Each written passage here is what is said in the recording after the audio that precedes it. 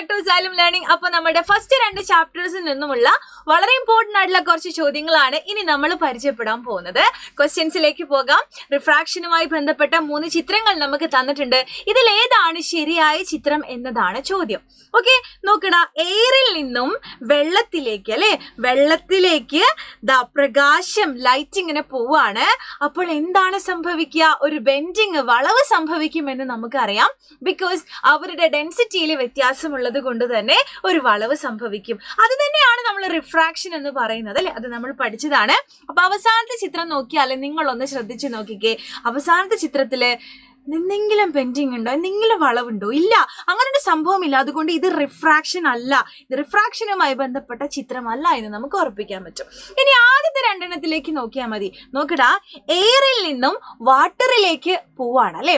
അപ്പൊ ഇങ്ങനെയാണ് ആക്ച്വലി. ഇങ്ങനെ വളവൊന്നും ഇല്ലെങ്കിൽ ഇങ്ങനെ പോകണമായിരുന്നു.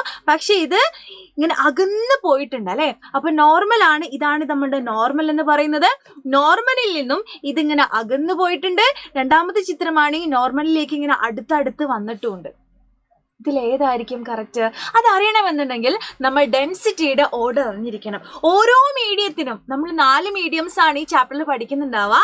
ഡയമണ്ട്, ഗ്ലാസ്, വെള്ളം, വായു. Diamond, glass, water, air. ഈ 4 മീഡിയംസിന്റെ ഓർഡർ നമ്മൾ മനസ്സിലാക്കണം. ഏറ്റവും കൂടുതൽ ഡെൻസിറ്റി ഉള്ളത്, സാന്ദ്രത ഏറ്റവും കൂടുതലുള്ളത് ഡയമണ്ടിനാണ്. അത് കഴിഞ്ഞിട്ടാണ് ഗ്ലാസിന്, അത് കഴിഞ്ഞിട്ട് വെള്ളത്തിന്, അത് കഴിഞ്ഞിട്ടാണ് വായു, അതായത് എയറിനുള്ളത്. ഈ ഓർഡർ മനസ്സിലാക്കി വെക്കണം കേട്ടോ. ഇതിന്റെ നേരെ ഓപ്പോസിറ്റ് ആയിരിക്കും സ്പീഡിന്റെ ഓർഡർ. അതായത് നമ്മുടെ വായുവിന് ഏറ്റവും കൂടുതൽ, പിന്നെ വെള്ളത്തിന്, പിന്നെ ഗ്ലാസിന്, പിന്നെയാണ് ഡയമണ്ടിന്. ഡയമണ്ടിലെ സ്പീഡ് വളരെ കുറവായിരിക്കും. കാരണം വളരെ ഡെൻസിറ്റി കൂടുതലാണ്, ഒരുപാട് പാർട്ടിക്കിൾസ് ഉണ്ട്. അപ്പൊ തട്ടി തട്ടി തട്ടി വരുമ്പോഴേക്കും ലൈറ്റ് സ്പീഡ് വളരെ കുറവായിരിക്കും. ഓക്കെ, സെറ്റാണല്ലോ. ഈ ഒരു ഓർഡർ മനസ്സിലാക്കുക. ഇത് മറന്നു പോവാതിരിക്കാൻ വേണ്ടി നിങ്ങളൊരു കാര്യം മനസ്സിലാക്കുക. ഡഗ്ലാവേ വാ, ആ പേര് പഠിക്കുക. എന്താണ്? ഡഗ്ലാവേ വാ.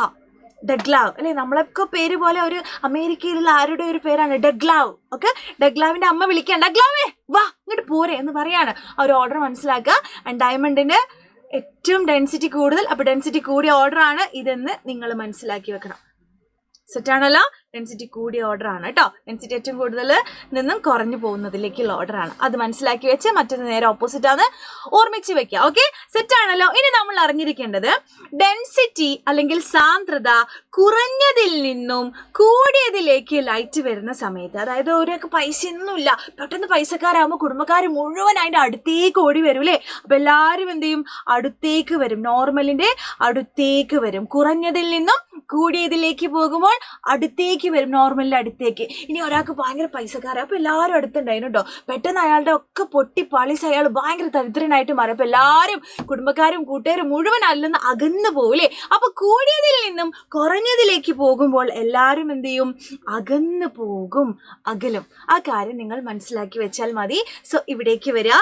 ഇവിടെ എയറിൽ നിന്നും വെള്ളത്തിലേക്കാണ് ലൈറ്റ് പോകുന്നത്. അത് കുറഞ്ഞതിൽ നിന്നും കൂടിയതിലേക്ക്. അയാൾക്കൊന്നും ഉണ്ടായിരുന്നില്ല, പക്ഷെ പെട്ടെന്ന് ലോട്ടറി കടിച്ച് ഭയങ്കര പൈസക്കാരായി. അപ്പൊ കുടുംബക്കാർ മുഴുവൻ അങ്ങോട്ട് അടുത്തേക്ക് ഒട്ടി വരും, അല്ലെ. സോ നോർമലിലേക്ക് അടുത്ത് വരും. ഇതാണ് നോർമലിലേക്ക് അടുത്ത് വരുന്ന ചിത്രം. So this is the correct answer. ഒന്നാമത്തെ ചിത്രം നോക്കടാ, ഇങ്ങനെ പോകേണ്ടിയിരുന്ന ലൈറ്റ് ആണ്, അല്ലെ. അപ്പൊ ഇതിൽ നിന്നും ഇങ്ങനെ അകന്ന് പോവാണ് ചെയ്തിട്ടുള്ളത്. ഇനി ഈ ചിത്രം നോക്ക്, ഇങ്ങനെ പോകാണ്, പക്ഷെ നോർമലിന്റെ അടുത്തേക്ക് വരികയാണ്, അല്ലെ. സെറ്റാണല്ലോ. അപ്പൊ അങ്ങനെ കാര്യങ്ങൾ മനസ്സിലാക്കി വെക്കുക. ഇനി നമുക്ക് മറ്റൊരു ചോദ്യം, വളരെ ഇമ്പോർട്ടൻ്റ് ആയിട്ടുള്ള ചോദ്യമാണ്. താഴെ നമുക്ക് 4 ഗ്രാഫുകൾ തന്നിട്ടുണ്ട്. ഇവയുടെ സ്വഭാവം, നേച്ചർ എഴുതാനാണ് പറഞ്ഞിട്ടുള്ളത്. വളരെ സിമ്പിൾ ആണ്. കൃത്യമായിട്ട് നിങ്ങൾ മനസ്സിലാക്കിയിട്ട് പോകണം കേട്ടോ. ഫസ്റ്റത്തത് ഒരു വെലോസിറ്റി ടൈം ഗ്രാഫ് ആണ്. എന്താണ്? വെലോസിറ്റി ടൈം ഗ്രാഫ് ആണ്. ഇവിടെ നോക്ക്, വെലോസിറ്റി ഇങ്ങനെ സെയിം ആണ്. നോക്ക്, എല്ലാ സമയത്തും സെയിം വെലോസിറ്റി. ടൈം എത്ര കൂടിയാലോ 1 2 3 4 ഒന്നാമത്തെ സെക്കൻഡിലും ഇത് തന്നെയാണ് വെലോസിറ്റി. രണ്ടാമത്തെ സെക്കൻഡിലും സെയിം, മൂന്നാമത്തെ സെക്കൻഡിലും സെയിം വെലോസിറ്റി. എല്ലാ സമയത്തും സെയിം വെലോസിറ്റി ആണെങ്കിൽ നമ്മൾ അതിനെ വിളിക്കുന്നതാണ് യൂണിഫോം വെലോസിറ്റി അല്ലെങ്കിൽ സമപ്രവേഗം എന്ന് വിളിക്കും. ഇനി രണ്ടാമത്തെ കേസ് നോക്ക്. രണ്ടാമത്തെ കേസ് എന്താണ്? വെലോസിറ്റി ഇങ്ങനെ കുറഞ്ഞു കുറഞ്ഞു കുറഞ്ഞു കുറഞ്ഞു വരികയാണ്, അല്ലെ. വെലോസിറ്റി കുറയുന്നതിനെ നമ്മൾ വിളിക്കുന്ന പേരാണ് റിട്ടാർഡേഷൻ അല്ലെങ്കിൽ മന്ദീകരണം, റിട്ടാർഡേഷൻ. ഇനി മൂന്നാമത്തെ കേസ് നോക്ക്. ഇവിടെ വെലോസിറ്റി ഇങ്ങനെ കൂടി കൂടി അടിച്ച് കയറി മേലേക്ക് പോവാണ്, അല്ലെ. അപ്പൊ വെലോസിറ്റി കൂടുന്നതിനെ നമ്മൾ വിളിക്കുന്ന പേരാണ് ആക്സിലറേഷൻ അല്ലെങ്കിൽ ത്വരണം. ഇനി നാലാമത്തെ കേസ് നിങ്ങൾ അങ്ങോട്ട് തെറ്റിച്ചു പോകും. അവിടെ നിങ്ങൾ ശ്രദ്ധിക്കേണ്ടത് ഇവിടെ ആരൊക്കെയാണ്? ഇവിടെ ST ഗ്രാഫാണ്. എന്താണ്?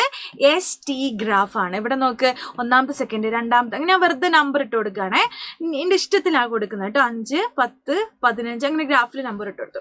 നിങ്ങളൊന്ന് നോക്കിക്കേ. ഇതാ ഒന്നാമത്തെ സെക്കൻഡിൽ എവിടെയാണ്? 15ാമത്തെ മീറ്ററിൽ തന്നെയാണ് വണ്ടി നമുക്ക് പേര് ചെയ്യാം അല്ലെ. ഒരു വണ്ടിയാണെന്ന് വിചാരിച്ച് വണ്ടി കിടക്കുന്നത്. ഇനി രണ്ടാമത്തെ സെക്കൻഡിൽ നോക്കുമ്പോൾ ആ വണ്ടി അനങ്ങിയിട്ടില്ല, അതേ 15ാമത്തെ മീറ്ററിൽ തന്നെയാണ്. മൂന്നാമത്തെ സെക്കൻഡിൽ 15ാമത്തെ മീറ്റർ, നാലാമത്തെ സെക്കൻഡിൽ. അപ്പോൾ വണ്ടി നിർത്തിയിട്ടിരിക്കുകയാണ് അവിടെ. സമയം എത്ര ആയിട്ടും വണ്ടി അവിടെ നിന്ന് അനങ്ങിയിട്ട് പോലും. ദാറ്റ് മീൻസ് ദാറ്റ് വാഹനം ഇസ് അറ്റ് റെസ്റ്റിലാണ്. ആ വാഹനം റെസ്റ്റിലാണ്, നിശ്ചലാവസ്ഥയിലാണ്. സമയം എത്ര പോയിട്ടും അവിടുന്ന് അനങ്ങിയിട്ട് തന്നെയല്ല, അതായത് അവിടെ നിർത്തിയിട്ടിരിക്കുകയാണ്. അപ്പോൾ റെസ്റ്റ് ആണ്. And this is position time graph എന്നാ പറയാ. കാരണം ഇവിടെ എസും ടിയുമാണ്. മനസ്സിലാക്കി വെക്കണം കേട്ടോ. ഓക്കെ, നെക്സ്റ്റ് ക്വസ്റ്റ്യൻ ആണ്, വളരെ ഇമ്പോർട്ടന്റ് ആണ്.